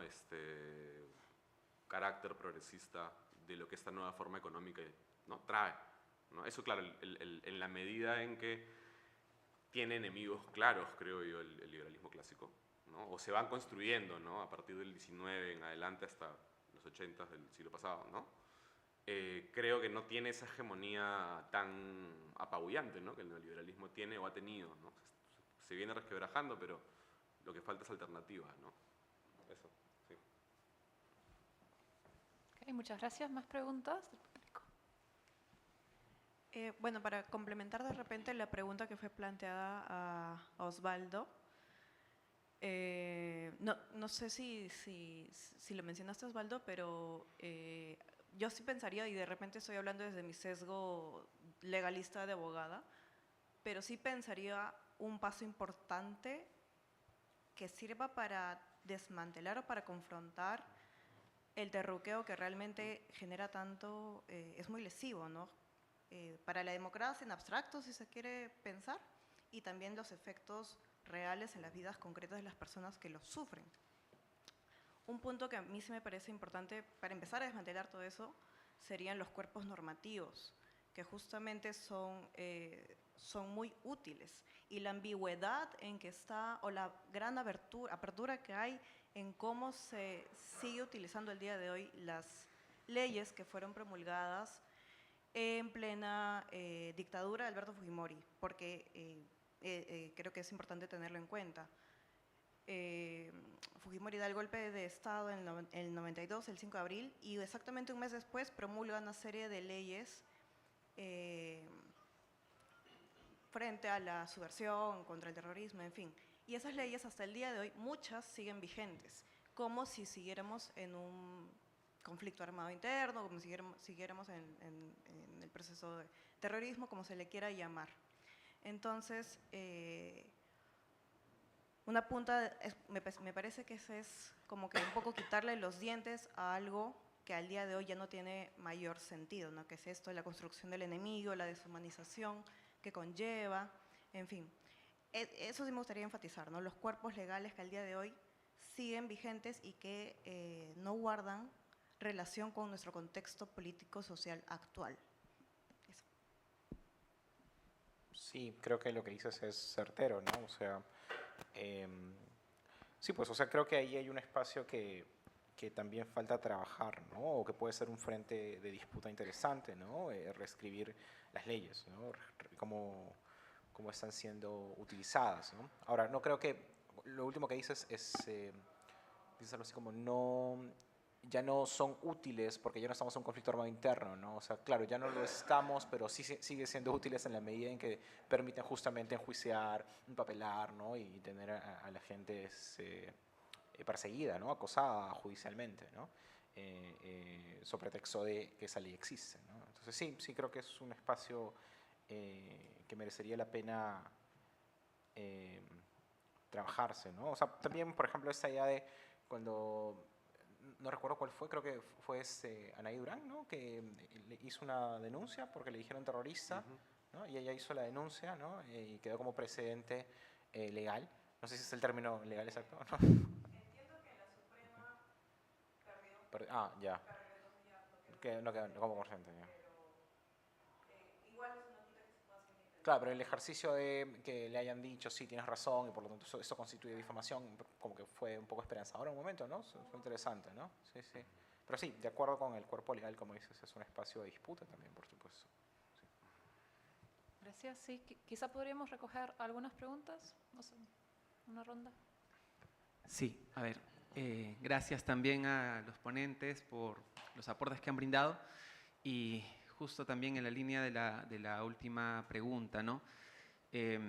Claro, la dictadura fujimorista se implementó con el afán de instalar un modelo un proyecto de país, ¿no? Ese proyecto de país tuvo un lapso de 10 años, cayó en una dimensión y hay otras dimensiones que continuaron hasta la actualidad, ¿no? Para decirlo más grueso, lo más general, su orden constitucional sigue vigente, su modelo económico sigue vigente, ¿no? Cuando hablamos acerca de cómo enfrentar, ¿no? el terruqueo, claro, lo conectaba con lo que estábamos conversando ayer en la mesa en la que me tocó también participar. En la actualidad, 2022-2025, han pasado de gestos efectistas, ¿no? A implementar políticas de censura dentro del ámbito jurídico-administrativo del Estado peruano, en la actualidad, digamos en un promedio de 3 años, ¿no? Entonces, eso lo hacen porque tienen el poder en la mano, ¿no? Y ahí rescato lo que dijo ayer Farid, que está acá también con nosotros.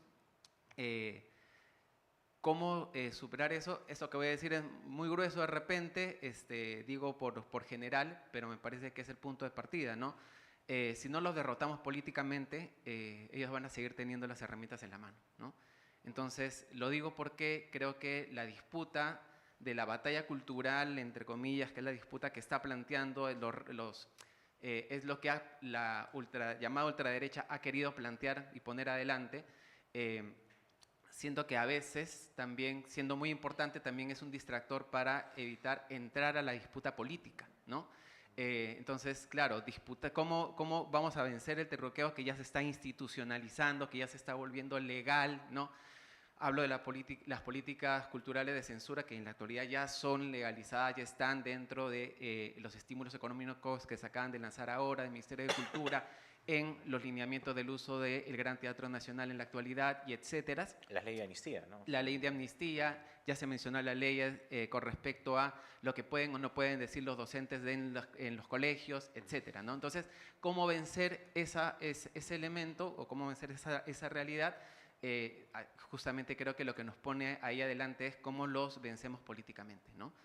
Y creo que eso no necesariamente se dará el punto de conversación final acá, pero creo que es el punto de partida, ¿no?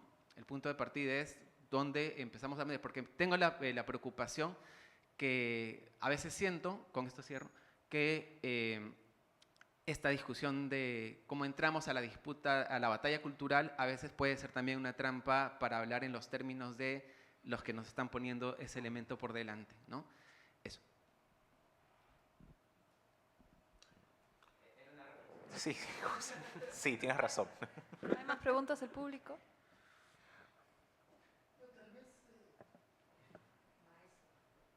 No, una idea más, ¿no? También agradeciendo las ponencias.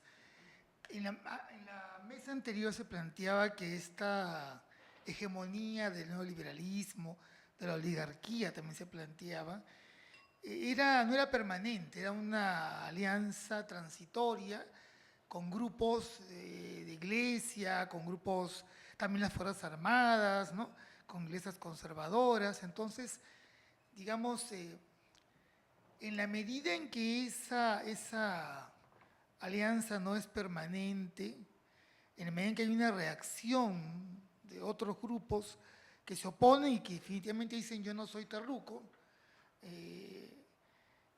digamos, lo que entra en cuestión es, y que es un poco la pregunta, no sé, ¿qué tan posible es cuestionar esta visión del neoliberalismo económico, ¿no? Porque cuando hablamos de la guerra cultural nos quedamos en lo cultural.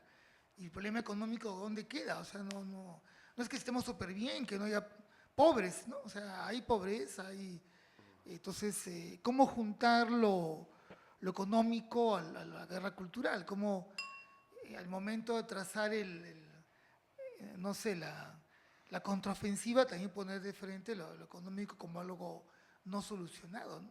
Y tapado tras este discurso que te calla, que te censura, que no te deja hablar, ¿no?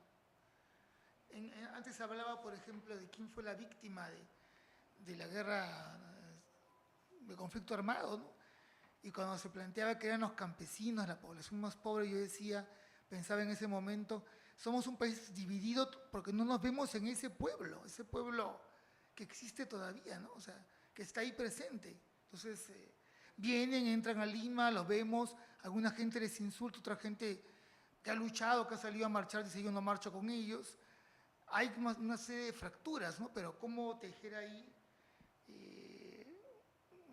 no sé, insisto en lo que dijiste, Guillermo, tal vez es un punto para no trabajar acá, ¿no? Pero la contraofensiva, ¿no? Eso.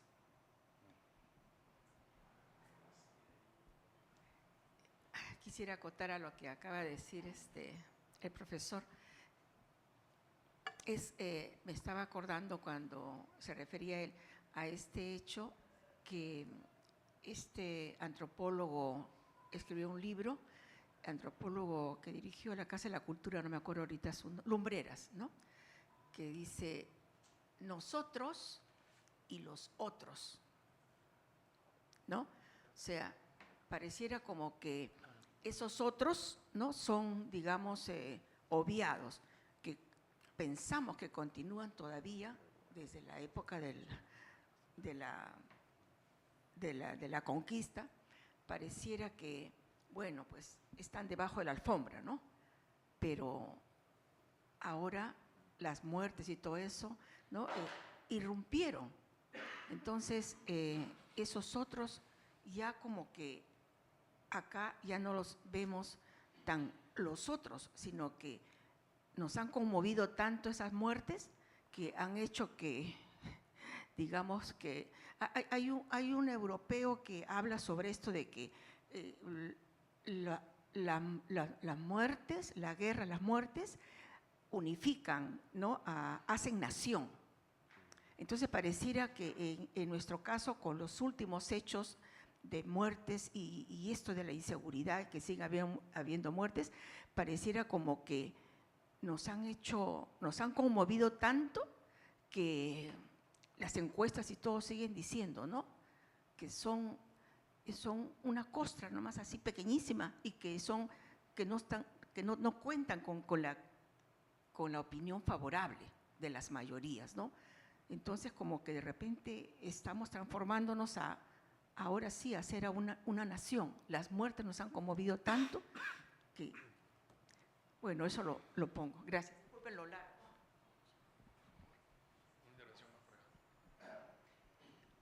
No, a partir de las masacres y la cantidad de muertos que hubo, sobre todo en el sur, y las reacciones que ha habido en el propio sur, fuera de quienes protestaban, hablo de clases medias en Cusco, en Arequipa. Creo que al analizar la ultraderecha es interesante cómo el tema del racismo sigue jugando, y no me refiero a cómo reaccionamos frente a muertos pobres y fundamentalmente campesinos, sino sobre todo cómo la ultraderecha, esa derecha que prácticamente es ultra, capta mucha gente de clases medias, de sectores del propio sur, ¿no?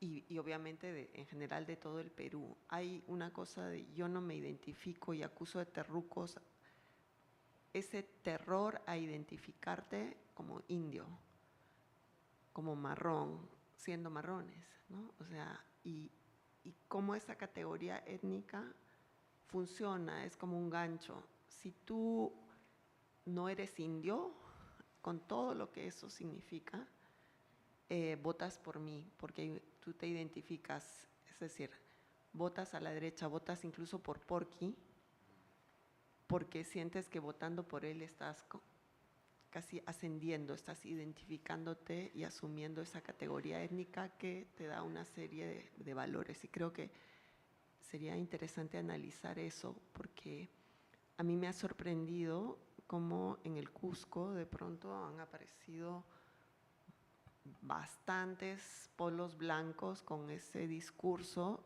y cómo en el último tiempo algo que era impensable en Cusco, incluso aparece gente que quiere reivindicar la celebración de la Fundación Española del Cusco, ¿no? Lo cual allí siempre parece un disparate, y ahora hay gente saliendo a medios para asumir también ese discurso, ¿no? Entonces creo que lo étnico también hay que analizarlo por cómo está captando en el propio sur a mucha gente, ¿no? No sé si alguien bueno, un poco en relación con lo que decías, me quedé pensando que de todos modos hay una similitud entre Milei, López Aliaga, Trump, son parecidos, ¿no? O sea, la pregunta sería cómo es que estos personajes, que efectivamente no necesariamente se han formado ni en Keynes ni en el liberalismo, no sé qué sabrá Milei, bueno, seguramente mucho, pero es muy peculiar el hombre, ¿verdad? ¿Qué es lo más impactante de Milei? Su motosierra. Creo que todos nos acordamos de su motosierra. Trump es el que dice más o menos que hará lo que se le venga en gana. Es fuerte, poderoso y capaz de hacer lo que se le venga en gana. Y López Aliaga es un poco el representante peruano de lo mismo. En el regresando del aeropuerto el otro día, el taxista con el que iba, digo el aeropuerto porque era bien largo el camino, ¿no? El taxista con el que iba era adepto de López Aliaga, consideraba que era el mejor candidato. Y era un señor mayor, muy amable. Y digo, no te esperas que sea adepto de López Aliaga. No hubo argumento que lo convenciera de que no era el mejor candidato hasta que le dije que López Aliaga era alcohólico. Y entonces ahí lo pensó. O sea, es el argumento moral, digamos, el único que lo hizo pensar. Hay algo en esta búsqueda del hombre fuerte. Yo les he comentado a algunos cómo, estando en Argentina poco antes de la elección de Milei, le pregunto al mocosito que me estaba vendiendo una cosa en la ferretería, por quién le dije de frente, ¿vas a votar por Milei seguro? Y me dijo, sí, claro. ¿Y qué le encuentras a Milei? ¿Por qué? Porque él es seguro. Es la seguridad con la que habla. Entonces, ¿por qué está votando a la gente? Efectivamente no está votando porque se haya instruido en alguna cosa en particular, ni porque le interese algún programa político, ni ningún debate. Es otra cosa. Y sí hay algo que tiene que ver con un cierto espíritu de libertad que toma a la gente en exceso, ¿no? Un poco, para no volver a citar el ejemplo de ayer del chico que dice que va a denunciar a la profesora porque hizo una pregunta inconveniente, escuchaba un podcast de un cómico que contaba que en su espectáculo había dicho varias veces, por favor no graben, no graben, no graben, y una chica igualmente sacó su celular y siguió grabando y le dijo, pero no grabes, te he pedido que no grabes. Y ella le contestó, tengo derecho de grabar lo que quiera y seguiré grabando cuanto quiera. Ese es el mundo de hoy, la libertad de hoy, el derecho de gozar. Tengo derecho de gozar lo que quiera, hasta donde quiera. Y eso está ligado a un sistema económico también. O sea, es complicado. Por eso es que el enjambre de la ultraderecha es enjambre. Es un enjambre, intentar discernir lo que dice uno del otro en un punto dado hasta resulta vano, además de confuso. Sí, conviene para identificarlos mejor, pero es por otro lado por donde van las cosas, creo. Ok, muchas gracias. Entonces tenemos 5 minutos para que respondan. ¿Qué tal? 1,5 minutos cada uno. A ver, Dale. rápidamente, tu intervención, ¿no? Sobre si la batalla cultural no es una trampa, ¿no? Muy rápidamente, ¿no? Primero, ante la pregunta el chiste de los hermanos Marx, ¿no? ¿Quieres té o café? Y dice, sí, por favor, ¿no? Entonces, política o cultura, sí, por favor, ¿no? O sea, una cosa no interrumpe la otra, pero es importante el tema de la batalla cultural, sobre todo a la interna de la izquierda, por el siguiente motivo, que todos estos influencers de derecha en la batalla cultural hacen una relación muy clara entre la Ilustración, la Revolución Francesa, el comunismo y el socialismo del siglo XXI. Y ellos se tratan de ubicar en una gran narrativa que los lleva hasta la Revolución Francesa. Mientras que la izquierda tiene problemas con ese pasado. Por ejemplo, yo estoy en un chat político donde se apuesta por la izquierda democrática. La izquierda democrática. La izquierda democrática entonces se desconecta de todo lo que fueron las luchas antifascistas y todo lo que fueron las cuestiones en el orden del el comunismo. O sea, ¿cuál es la posición que como izquierda asumimos con respecto a la Unión Soviética? ¿Fue una cosa monstruosa, mala y nunca debemos estar ahí? ¿O más bien hubo cosas ahí que vale la pena rescatar? Entonces, eso me parece que es una cosa importante y hay, digamos, falta de columna vertebral en construirse algún tipo de narrativa para relacionarse con el pasado de cara al futuro. Entonces, en ese sentido, la batalla cultural me parece muy importante, ¿no? Sí, como dice Marita, hay algo importante, ¿no? En todo esto, ¿no? La libertad de hacer lo que uno quiera, el derecho al goce, es parte, por supuesto, del capitalismo postfordista, que precisamente no es el capitalismo del ahorro, sino es el capitalismo del consumo, está relacionado a eso. Y en ese sentido, digamos que uno puede proponer algunas ideas, ¿no? Este voto por la ultraderecha está relacionado a una subversión conservadora, una subversión conservadora espectacular, que hay una satisfacción pulsional en votar por estas personas. Eso es importante, hay que dar cuenta de eso, hay que dar cuenta de la subjetividad de la ultraderecha. Ese será el último capítulo de mi libro, pero no es poco importante la relación con el liberalismo, no es poco importante la relación con el capitalismo. Eso no es una cosa epidérmica, eso está ahí y es claro que defienden eso y que la gente hasta cierto punto está convencida de que eso hay que defenderlo. Y eso me parece también que hay que sostenerlo. Un poco en lo que estás diciendo, Juan Carlos, tratando de responder rápido.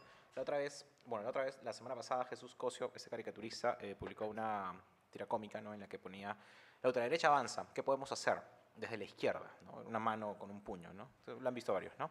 Y varios contestaban: depende de si estamos en fase lunar de Leo o Tauro. Otro decía: rituales para canalizar nuestra ancestralidad. Alguien más respondía: obvio, de colonizar nuestros sentipensares. Alguien más: activar sensorialmente la cuerpalidad colectiva. Y alguien más: performance para rupturar espacios, ¿no? Es claramente una burla, ¿no? Ya no solo a la división de la izquierda, sino a la... ¿Modernización? Claro, ¿no? A la... Sí, a eso, ¿no? A esa posmodernización, digamos así, ¿no? Pero también, o sea, eso es un primer nivel, podemos decirlo, ¿no? Pero también es interesante el espacio, ¿no? O sea, eso finalmente es un espacio de Facebook, ¿no?, donde solo los que tienen acceso a Facebook, ¿no?, se ríen de eso, ¿no? Y hay un debate, ¿no?, y la gente pone comentarios muy pensados y la disputa se hace muy larga y engorrosa, ¿no? Y creo que la propia caricatura es reveladora de aquello que intenta criticar, ¿no? Parece que la caricatura también se inscribe en esa misma lógica, ¿no? Finalmente tu crítica es una crítica desde tu espacio, desde tu muro de Facebook, ¿no? Eso allí como un elemento que me parece que recoge algo de lo que se está diciendo acá. Pero también pensaba en cómo, por ejemplo, para estas izquierdas posmodernas, limeñas, ¿no?, para estas izquierdas, digámosle, es también difícil comulgar con estas otras izquierdas, perdonen por el término, andinas, ¿no?, de provincia, ¿no?, de regiones, ¿no?, que tienen una visión, por ejemplo, ¿no?, para decir algo chocante, una visión más condescendiente con Sendero Luminoso, ¿no? Para quienes Sendero Luminoso no necesariamente fue el gran terrorista, el destructor, ¿no?, sino que hicieron cambios, al final se equivocaron, pero que hay una defensa más o menos positiva, ¿no? Eso es obsceno, ¿no? Y entonces, ¿cómo se dialoga, cómo se construye, un poco lo que decía Juan Carlos, ¿no? ¿Cómo se recupera eso, ¿no?, esa tradición revolucionaria propiamente de la izquierda, ¿no? Creo que también en intentar resolver eso o de responder eso también está la posibilidad de construir un frente de la ultraderecha, ¿no? Solo eso. Sí. Bueno, yo, la verdad, no sé si tengo mucho que añadir a lo que ya se ha dicho, que es bastante, y estoy bastante de acuerdo con casi todo. Quizá, a ver, en la mesa anterior se habló un poquito del tema del mapeo cognitivo, creo que es un concepto de Frederick Jameson. Una cosa que yo he mencionado un par de veces es, para mí, es fundamental para pensar la derecha en general, ¿no?, el liberalismo, etcétera, ¿no?, todo aquello de lo cual hemos venido hablando, es su relación con los movimientos de emancipación, ¿no?, digamos, radicales, de izquierda, ¿no? Donde durante el siglo XX, digamos, el gran movimiento de emancipación fue el comunismo, ¿no? Y eventualmente hay gente que habla de la caída de la Unión Soviética y el bloque socialista de Europa Oriental como la derrota, ¿no? Digamos, en realidad, para mí el gran aporte del comunismo durante el siglo XX fue las luchas anticoloniales, ¿no? Digamos, la punta de lanza de los movimientos anticoloniales en África y Asia eran los partidos comunistas muchas veces, ¿no? O la alianza de determinados grupos, ¿no?, de liberación nacional con la URSS o algún otro país socialista, ¿no? Entonces diría que no es tanto una historia solo de derrota, ¿no? ¿No? Quería mencionar eso, pero lo que el marxismo daba, creo, ese marxismo un poco que como que está un poco como en algunos grupos está, en ciertos sectores de la izquierda, como decía Juan Carlos, está, para otros no, ¿no? Estos que se reivindican más socialistas democráticos. Yo entiendo que el socialismo siempre es democrático por definición, pero bueno, ¿no? O debería serlo, ¿no? Creo que lo que el marxismo daba, que en esta fragmentación ya no hay, es cierta manera de articular lo disperso, o lo que se pierde, o lo que se vuelve difuso en el horizonte del capitalismo, ¿no? Digamos, como uno se enfrenta a la crisis económica desde su individualidad, ¿no? O uno se enfrenta, digamos, a la pérdida de los derechos de los colectivos a los que pertenece, como mujer o como indígena, etcétera, desde su individualidad y su identidad, ¿no? Pero lo que el marxismo ofrecía, lo que el comunismo ofrecía, era una forma de encajar todas estas cuestiones en un horizonte global, ¿no? Y de cómo se articulaban estas cuestiones y de cuáles eran, digamos, las causas estructurales de que esto ocurriera y eventualmente cómo podía combatirse con eso. Y eso es lo que ya no hay, ¿no? Entonces, claro, digamos, cuando la caricatura de Cosio nos muestra una izquierda que está, yo decía medio en broma, medio en serio, posmodernizada, ¿no? Pero podríamos decir fragmentada, justamente, ¿no? Lo que hay es una especie de individualización de las luchas, ¿no? Que se ve mucho en la política identitaria, ¿no? Como uno está pensando en la relación con su subjetividad, ¿no? Y por ahí puede hallarse con otras personas que compartan subjetividad, discurso, ¿no? Pero no hay, digamos, como esta especie de mirada más transversal sobre el todo que nos permita eventualmente articular incluso con otros sectores con los que no necesariamente estamos de acuerdo en todo, ¿no? Esa negociación que puede permitir construir, no sé, pues un frente de izquierda o un frente anti-ultraderecha, ¿no? Digamos, como eso es lo que creo no hay, ¿no? Y eventualmente, claro, en la medida en que eso no está, pues influye muchísimo en la posibilidad de pensar estrategia y táctica política, pues, ¿no? ¿Cómo respondes, ¿no? A las causas, ¿no?